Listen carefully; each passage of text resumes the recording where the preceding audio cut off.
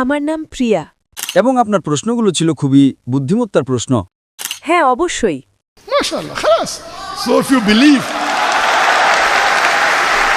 আপনি কি শাহাদা আরবিতে বলতে চান?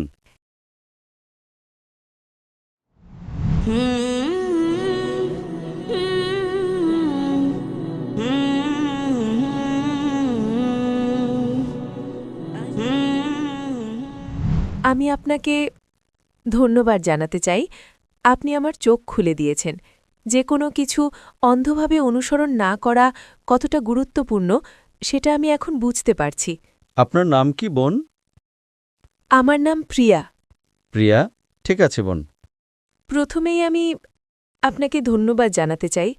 আপনি আমাকে বুঝতে সাহায্য করেছেন যে কোনো বিশ্বাস বা ধর্ম অন্ধভাবে অনুসরণ করা ঠিক নয়। মাশাআল্লাহ।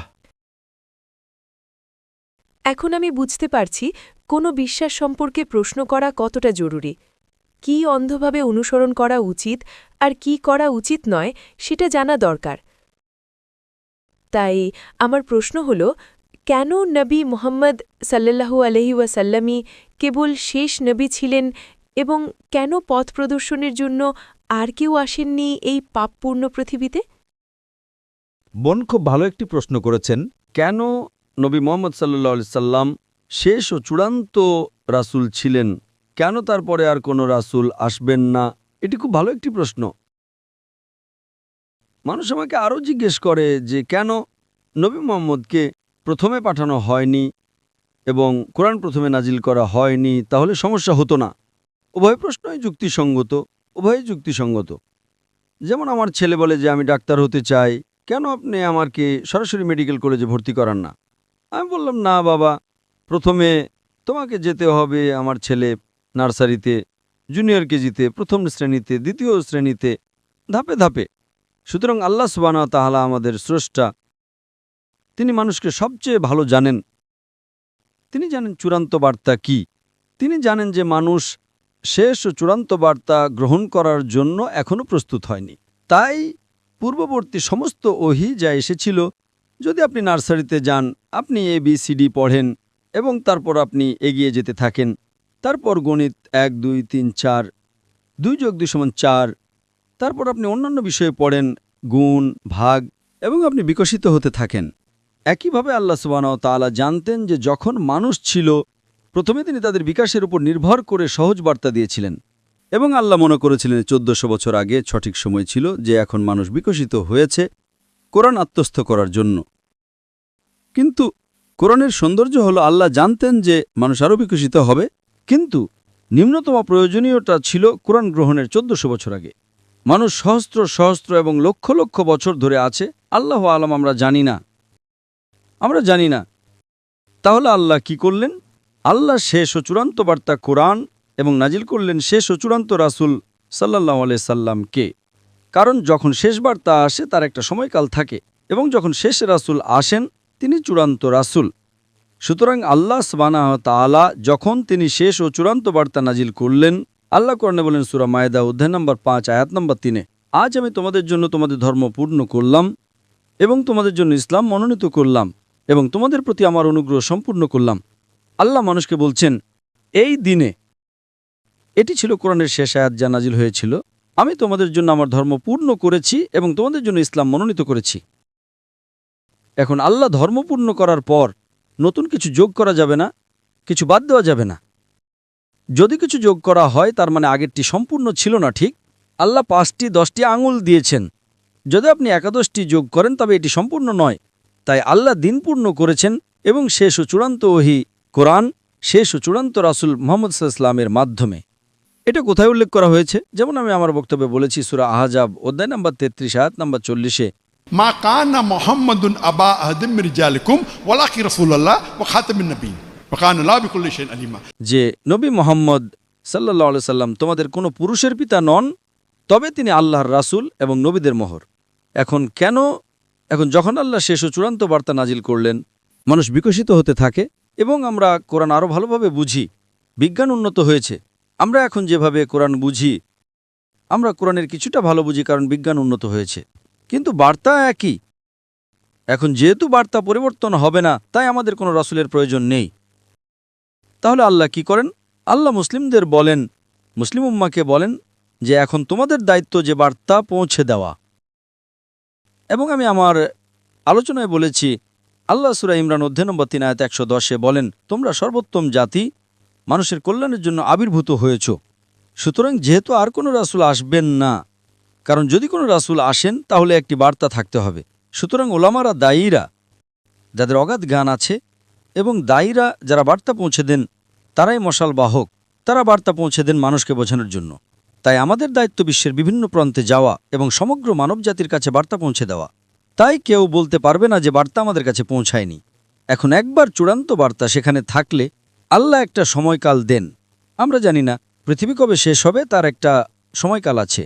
আমরা জানি না, আল্লাহ জানেন। কবে পৃথিবী শেষ হবে কেবল আল্লাহই জানেন। কিন্তু পৃথিবী ধ্বংসের কিছু আলামত আছে। হাদিসে ছোট আলামত এবং বড় আলামত আছে। ছোট আলামতের মধ্যে আমার ফেসবুক পেজে আমি 87টি ছোট আলামত এবং 10টি বড় আলামত দিয়েছি। ছোট আলামতের মধ্যে প্রথম আলামতগুলোর মধ্যে একটি হলো পৃথিবী ধ্বংসের। ছোট আলামত হলো শেষ ও চূড়ান্ত রাসূল নবী মুহাম্মদ সাল্লাল্লাহু আলাইহি ওয়াসাল্লামের আগমন। এটি একটি ছোট আলামত যে এখন পৃথিবী শেষ হতে যাচ্ছে। কিন্তু কত সময় লাগবে আল্লাহু আলাম। 100 বছর, 200 বছর, 1000 বছর, 10,000 বছর, আমরা জানি না। সুতরাং এটি ছিল প্রথম ছোট আলামত, শেষ ও চূড়ান্ত রাসূলের আগমন। পৃথিবী ধ্বংসের প্রথম কয়েকটি আলামত, প্রাথমিক আলামত হলো মুহাম্মদ সাল্লাল্লাহু আলাইহি ওয়াসাল্লামের আগমন। তারপর আরও অনেক আলামত আছে, আপনারা আমার ফেসবুকে যেতে পারেন। তারপর বড় আলামতগুলো শুরু হবে। সুতরাং আল্লাহ নতুন কোনো রাসূল পাঠাননি, কারণ কোরআন হলো শেষ ও চূড়ান্ত বার্তা। নতুন কোনো বার্তা নেই, নতুন কোনো রাসূল নেই। কিন্তু আল্লাহ নিশ্চিত করেছেন যে তিনি মুসলিম উম্মাকে বলেছেন যে আমাদের অন্যদের কাছে বার্তা পৌঁছে দিতে হবে। এবং তিনি বলেছেন যে মুসলমানের জন্য সবচেয়ে ভালো পেশা হলো একজন দায়ীর, যা আমি আমার আলোচনায় টাচ করেছি। নবী মুহাম্মদ সাল্লাল্লাহু আলাইহি ওয়াসাল্লাম ছিলেন শেষ রাসূল, এবং আমি আমার আলোচনায় বলেছি যেহেতু তিনি ছিলেন শেষ রাসূল, তিনি ছিলেন রাহমাতুল লিল আলামিন। যদি না হতেন তাহলে তিনি কেবল আরববর্ষের রহমত হতেন। ঠিক, যদি আরেকজন রাসূল আসতেন তাহলে হয়তো তিনি কেবল একদল মানুষের জন্য হতেন, সম্ভবত আরববর্ষের জন্য। মনে করেন কোরআন হয়তো 100 বছর, 1000 বছর, 2000 বছরের জন্য, আমরা জানি না। সুতরাং যেহেতু আল্লাহ বলেছেন এটি শেষ ও চূড়ান্ত ওহী এবং নবী মুহাম্মদ সাল্লাল্লাহু আলাইহি ওয়াসাল্লাম শেষ ও চূড়ান্ত রাসূল, তাই এটি সমগ্র মানবজাতির জন্য। এই কারণে নবীর মর্যাদা অনেক উঁচুতে। যেহেতু তার মর্যাদা উঁচুতে এবং বার্তাটি উঁচুতে, আপনি রূপান্তরটা আরও দ্রুত দেখতে পাচ্ছেন। আজ পৃথিবীতে মানব জনসংখ্যার 25%-রও বেশি মুসলমান। আজ পৃথিবীতে সবচেয়ে অবহেলিত মানুষ হলো মুসলমানরা। পৃথিবীতে সবচেয়ে বেশি টার্গেট করা মানুষ হলো মুসলমানরা। সবচেয়ে বেশি সমালোচিত মানুষ হলো মুসলমানরা। সবাই আমাদের বিরুদ্ধে, তবুও বার্তা পৌঁছে যাচ্ছে। এটি শেষ সময় বোন। সুতরাং যেহেতু এটি শেষ সময়, তাই নতুন আর কোনো রাসূল আসবেন না। কিন্তু বার্তার শক্তি এতই প্রবল, এটি বিশ্বের অনেক মানুষকে অন্তর্ভুক্ত করছে। আগের যারা ধর্মগ্রহণ করেছিল, খ্রিস্টান ধর্ম ইত্যাদি, তারা কেবল নামমাত্র ছিল। আজ পৃথিবীতে যখন মানুষ খ্রিস্টান বলে, তারা খ্রিস্ট ধর্ম পালন করে না। যেসব মানুষ ধর্ম পালন করে, ব্যবহারিকভাবে কোনো ধর্ম পালন করে, 1 নম্বরে আছে ইসলাম। সুতরাং বোন, মূল উত্তর হল যেহেতু বার্তাটি শেষ, তাই রাসূলকেও শেষ হতে হবে। কিন্তু বার্তাটি এতই শক্তিশালী এবং রাসূল এতই প্রেমময়, এতই শক্তিশালী, এতই সার্বজনীন, যেটি বিশ্বকে পরিবর্তন করছে। আশা করি প্রশ্নের উত্তর পেয়েছেন বোন। আপনাকে অনেক ধন্যবাদ। আর কোনো প্রশ্ন আছে বোন? হ্যাঁ, স্বাগতম। শুকরান। আমার শুধু শেষ প্রশ্ন আছে, কেনই বা আল্লাহ এই পৃথিবী সৃষ্টি করলেন আর আমাদের এই পরীক্ষার মধ্যে ফেললেন, যখন তাকে এটি শেষ করতে হবে? পৃথিবীকে আবার শেষ করতে হবে? বোন আরেকটি গুরুত্বপূর্ণ প্রশ্ন করেছেন যে আল্লাহ কেন এই পৃথিবী সৃষ্টি করলেন এবং কেন আমাদের এই পরীক্ষার মধ্যে ফেললেন যদি তাকে এটি শেষ করতে হয়। এই প্রশ্নের উত্তর দেওয়া হয়েছে সূরা জারিয়াত অধ্যায় নম্বর 51 আয়াত নম্বর 56। ওয়ামা খালাকতুল জিন্না ইল্লা লিয়াবুদুন ওয়ামা খালাকতুল জিন্না ওয়াল ইনসা ইল্লা লিয়াবুদুন। আমি জিন ও মানুষকে সৃষ্টি করেছি কেবল আমার ইবাদত করার জন্য। এই জীবন বোন পরকালের জন্য একটি পরীক্ষা। আল্লাহ কোরআনে সূরা মুলক অধ্যায় 67 আয়াত নম্বর 2-এ বলেন, আল্লাযী খালাকাল মাউতা ওয়াল হায়াতা। তিনি মৃত্যু ও জীবন সৃষ্টি করেছেন পরীক্ষা করার জন্য যে তোমাদের মধ্যে কর্মে কে উত্তম। সুতরাং এই জীবন বোন পরকালের জন্য একটি পরীক্ষা। যেমন আপনি একজন শিক্ষককে জিজ্ঞেস করছেন, কেন আপনি পরীক্ষা নিচ্ছেন? পরীক্ষায় বোন কিছু লোক পাশ করে, কিছু লোক ফেল করে, ঠিক? সুতরাং যদি আপনি শিক্ষকের নির্দেশিকা অনুসরণ করেন আপনি পাশ করবেন, যদি অনুসরণ না করেন আপনি ফেল করবেন। সুতরাং শিক্ষক পরীক্ষা করছেন কে পাশ করার যোগ্য। সুতরাং আল্লাহ সুবহানাহু ওয়া তাআলা যেমন কোরআনে উল্লেখ করেছেন, জিজ্ঞেস করেছিলেন কে এই পরীক্ষা দিতে ইচ্ছুক। আল্লাহ কোরআনে বলেন, আমরা মানুষরা বোকা ছিলাম এটি গ্রহণ করার জন্য। পাহাড়গুলো কেঁপে উঠল, আমরা গ্রহণ করব না। তাই আল্লাহ বলেন, কে এই পরীক্ষা দিতে ইচ্ছুক। অবশ্যই আপনি এবং আমি মনে রাখি না, ঠিক? আপনি আর আমি মনে রাখি না বিচারের দিন, আবার আমরা মনে করব। তাই আল্লাহ কোরআনে বলেন যে পাহাড়গুলো কেঁপে উঠল, আমরা না, আমরা মানুষটা বোকা ছিলাম যারা চ্যালেঞ্জটি গ্রহণ করেছিলাম। যদি আপনি পাশ করেন আপনি ফেরেশতাদের চেয়ে উঁচুতে পরিণত হন। আপনি জানেন ফেরেশতারা আল্লাহর সৃষ্টি, যারা আল্লাহ যা বলেন সব অনুসরণ করে, তাদের কোনো বিকল্প নেই। সুতরাং যদি তাদের কোনো বিকল্প না থাকে, তারা বিরুদ্ধে যেতে পারে না, তাহলে আল্লাহকে অনুসরণ করার মাহাত্ম্য কি? তারা ভালো। সুতরাং যদি মানুষকে আল্লাহর অবাধ্য হওয়ার বা আল্লাহর আদেশ পালন করার বিকল্প দেয়া হয়, আমাদের স্বাধীন ইচ্ছা আছে। যদি আমরা আল্লাহর আদেশ পালন করি স্বাধীন ইচ্ছে দেওয়ার পরও, তবে আমরা ফেরেশতাদের চেয়ে উঁচুতে পরিণত হই। যদি পালন না করি আমরা নিচে যাই। তাই আল্লাহ আমাদের জিজ্ঞেস করলেন, তোমরা কি সেই পরীক্ষা দিতে চাও যেখানে অন্যরা সবাই মুসলিম? গাছ মুসলিম, পাহাড় মুসলিম, তারাওরা মুসলিম। মুসলিম মানে যে নিজের ইচ্ছাকে ঈশ্বরের কাছে সমর্পণ করে। তাদের স্বাধীন ইচ্ছে নেই, কেবল জিন এবং মানুষের স্বাধীন ইচ্ছা আছে। সুতরাং যদি আপনার স্বাধীন ইচ্ছে থাকে এবং আপনি আল্লাহর অবাধ্য হন, আপনি জাহান্নামে যান। যদি আদেশ পালন করেন আপনি সর্বোচ্চ উচ্চতে পরিণত হন। যদি ব্যর্থ হন, তবে আমরা ছিলাম সেই মানুষ যারা বলেছিলাম আমরা পরীক্ষা দিতে চাই। সুতরাং আল্লাহ সুবহানাহু ওয়া তাআলা একটি নতুন সৃষ্টি তৈরি করলেন, মানুষ যাদের নিজস্ব স্বাধীন ইচ্ছা ছিল, এবং আমরা এটি বেছে নিয়েছিলাম। এখন বোন আমরা পরীক্ষার মধ্য দিয়ে যাচ্ছি, এবং পথপ্রদর্শক হল কোরআন। মানুষের নির্দেশিকা ম্যানুয়াল হল কোরআন। যখন আপনি কোনো পরীক্ষায় অংশ নেন তখন একটি পাঠ্যপুস্তক থাকে, ঠিক? পরীক্ষার পাঠ্যপুস্তক হল কোরআন, আর কোরআনের নির্দেশিকা হল সহিহ হাদিস। সুতরাং বোন আমরা এই পৃথিবীতে একটি পরীক্ষার মধ্য দিয়ে যাচ্ছি, পরকালের জন্য পরীক্ষা, এবং সেই কারণেই আমরা উচ্চ নম্বর পাওয়ার চেষ্টা করছি। যদি আমরা পাই, আমরা পাশ করি, আমরা জান্নাতে যাব। যদি আমরা ফেল করি আমরা জাহান্নামে যাব। সেই কারণে আমরা বলি যে শুধু ৫ নম্বর পাওয়ার জন্য ন্যূনতম জিনিস হল এক ঈশ্বরে বিশ্বাস করা, এবং বিশ্বাস করা নবী মুহাম্মদ সাল্লাল্লাহু আলাইহি ওয়াসাল্লাম ঈশ্বরের বার্তাবাহক। অন্তত আপনি প্রবেশ করেন, যদি আপনি স্কুলে প্রবেশ করেন অন্তত আপনার পাশ করার সম্ভাবনা থাকে, এবং তারপর আপনি হয়তো দ্বিতীয় শ্রেণী, প্রথম শ্রেণী ডিস্টিংশন পেতে পারেন, কিন্তু অন্তত আপনাকে প্রবেশ করতে হবে। বোন আপনি কি বিশ্বাস করেন ঈশ্বর একজন? হ্যাঁ, আমি করি। আপনি কি বিশ্বাস করেন নবী মুহাম্মদ ঈশ্বরের বার্তাবাহক? হ্যাঁ, আমি করি। আপনি কি বিশ্বাস করেন মূর্তি পূজা ভুল? হ্যাঁ, অবশ্যই। MashaAllah, khalas. So if you believe,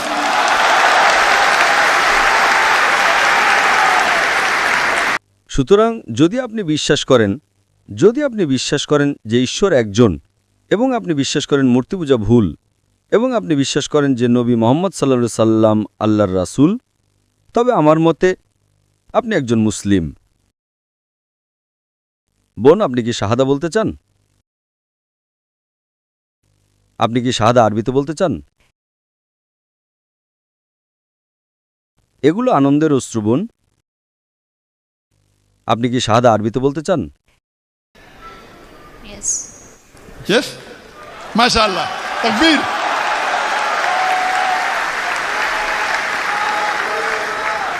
আশা করি কেউ আপনাকে জোর করছে না বোন। না। আপনি নিজ ইচ্ছায় গ্রহণ করতে চান। হ্যাঁ। সুতরাং নিশ্চিতভাবেই আপনার ইসলামের ব্যাপারে যথেষ্ট কিছু জ্ঞান থাকতে পারে। হ্যাঁ, আমার আছে। মাশাআল্লাহ বোন, আমি শুধু এটি আরবিতে বলবো আর আপনি তা পুনরাবৃত্তি করতে পারেন বোন। Ashhadu Ashhadu Allah. Allah Have the microphone close, please.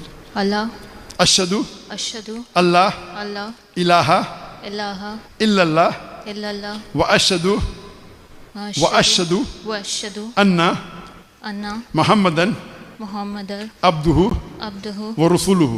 wa rasulullah. আমি সাক্ষ্য দিচ্ছি যে কোনো উপাস্য নেই আল্লাহ ছাড়া, এবং আমি সাক্ষ্য দিচ্ছি যে নবী মুহাম্মদ হলেন রাসূল এবং আল্লাহর বান্দা। এবং আল্লাহর বান্দা। तकबीर तकबीर तकबीर तकबीर মাশাআল্লাহ বোন, আল্লাহ সুবহানাহু ওয়া তাআলা আপনাকে জান্নাতুল ফিরদৌস দান করুন এবং সত্যি আপনি একটা বাহাদুরি পদক্ষেপ নিয়েছেন এবং আল্লাহ সুবহানাহু ওয়া তাআলা আপনাকে আরও হেদায়েত দান করুন এবং তিনি আপনাকে সাহায্য করুন, কারণ আমি বুঝতে পারছি মাশাআল্লাহ যে আপনি ইতিমধ্যেই অনেক জ্ঞান অর্জন করেছেন এবং আপনার প্রশ্নগুলো ছিল খুবই বুদ্ধিমত্তার প্রশ্ন এবং মাশাআল্লাহ আল্লাহ সুবহানাহু ওয়া তাআলা আপনাকে দিনের আরও বেশি জ্ঞান দান করুন। তিনি আপনার পিতামাতা, আপনার পরিবারের সদস্য এবং আপনার বন্ধুদের সঠিক পথ দেখাতে সাহায্য করুন বোন। জাযাকাল্লাহ খায়ের বোন। আপনাকে ধন্যবাদ। माशाल्लाह